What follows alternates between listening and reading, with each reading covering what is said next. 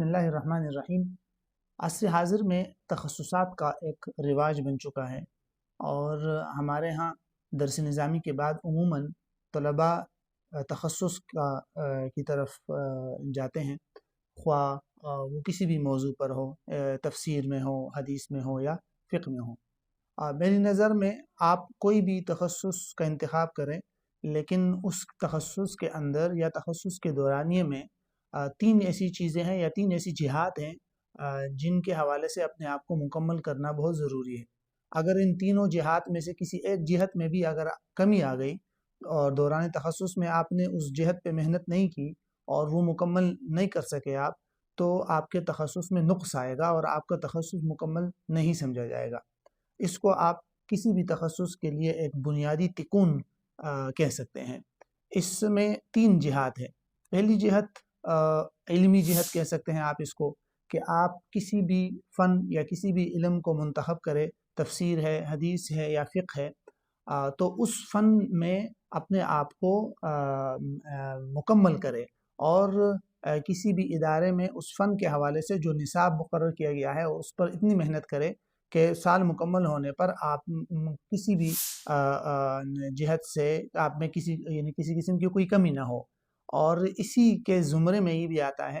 کہ آپ اگر درس نظامی میں آپ کے اندر کسی بھی علمی جہت سے یا کسی بھی فن کے اندر آپ میں کوئی نقص، کوئی کمی رہ گئی ہے، تو اس کو بھی ساتھ ساتھ مکمل کرنے کی کوشش کرے۔ یہ تو ایک جہت ہے کسی بھی تخصص کے لیے، اور اس کے اندر بھی ذیلی طور پر تفصیلات بھی ہے، لیکن ہم فی الحال اس میں نہیں جاتے۔ تو پہلی جہت ہے کہ علمی جہت، اور کسی بھی فن یا علم کو آپ منتخب کرے تو اس میں اپنے آپ کو مکمل کرنے کی کوشش کرے، اور اس میں جو تخصص کا معنی ہے اسپیشلائزیشن، اس کو حاصل کرنے کی کوشش کرے۔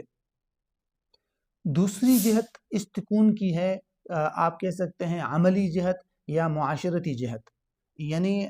ایک علمی جہت یا علمی طور پہ اپنے آپ کو مکمل کرنے کے بعد آپ اس بات پہ اس طرف بھی کوشش کرے کہ معاشرے میں آپ کا کردار جو ہوگا وہ زیادہ فائدہ مند کیسے ہوگا۔ یعنی معاشرے میں ہمارے ہاں بہت سارے طبقات ہیں جہاں ان کو دینی رہنمائی کی ضرورت ہے، تو اس کے لیے اپنے آپ کو تیار کرے۔ مثال کے طور پر طب کا ایک فیلڈ ہے، میڈیکل کا، اسی طرح حلال و حرام کی ایک انڈسٹری ہے، اسلامک فائنانس کی بہت بڑی انڈسٹری ہے۔ تو اس طرح کی مختلف طبقات ہیں ہمارے معاشرے میں، ان کے لیے اپنے آپ کو آپ کیسے تیار کریں گے، ان کی ضروریات اور ان کی جو دینی رہنمائی ہے وہ آپ کیسے کریں گے، اس حوالے سے بھی اپنے آپ کو مکمل کرنے کی کوشش کرے۔ میڈیکل ریسرچ اگر آپ کریں گے یا میڈیکل کے لوگوں کی آپ رہنمائی کرنا چاہتے ہیں، تو اس کی جو ضروریات ہے اور جو ضروری علوم ہے ان سے اپنے آپ کو آشنا کرے اور مکمل واقفیت ان سے حاصل کرے۔ اسلامک فائنانس ہے، اسی طرح آج کل ڈیجیٹل فائنانس کا دور آ گیا، اس حوالے سے اپنے آپ کو مکمل کرے۔ یا حلال و حرام کی انڈسٹری ہے، تو ان کی کیا ضروریات ہے اور کیا ضروری چیزیں ہیں جو آپ کے لیے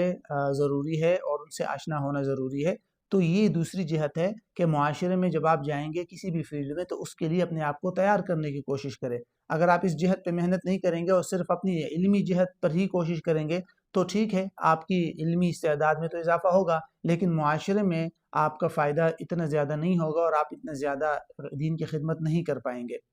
تیسری جہت اس تکون کی یا کسی بھی تخصص کے لیے جو تیسری بنیاد ہے،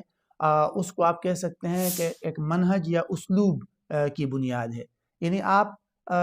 دین کی خدمت کے لیے اپنے آپ کو تیار کرتے ہوئے آپ اپنا منہج اور اسلوب بھی درست کریں۔ یعنی اگر جب آپ معاشرے میں جائیں گے، کسی بھی فیلڈ میں جائیں گے، اور جس علم میں، جس فن میں آپ نے تخصص کیا ہے اور آپ نے وہ علوم حاصل کیے ہیں، ان کو جب آپ آگے ڈیلیور کریں گے، جب آپ آگے بیان کریں گے، تو آپ کا منہج اور اسلوب کیسا ہونا چاہیے۔ مثال کے طور پر اردو زبان ہے، ابھی تک آپ درس نظامی میں یا درس نظامی کے بعد تخصص میں جب اردو استعمال کر رہے تھے تو اس میں عربی کی اصطلاحات بہت زیادہ استعمال کرتے تھے اور بہت گاڑی قسم کی اردو بولتے تھے جو عام معاشرے میں لوگوں کو سمجھ نہیں آتی۔ بہت سارے الفاظ ایسے ہیں جو ان کو سمجھ نہیں آتے،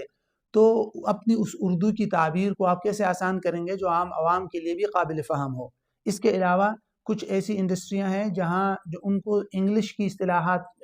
کی ضرورت ہوتی ہے، تو آپ اپنی انگریزی زبان پر بھی توجہ دیں اور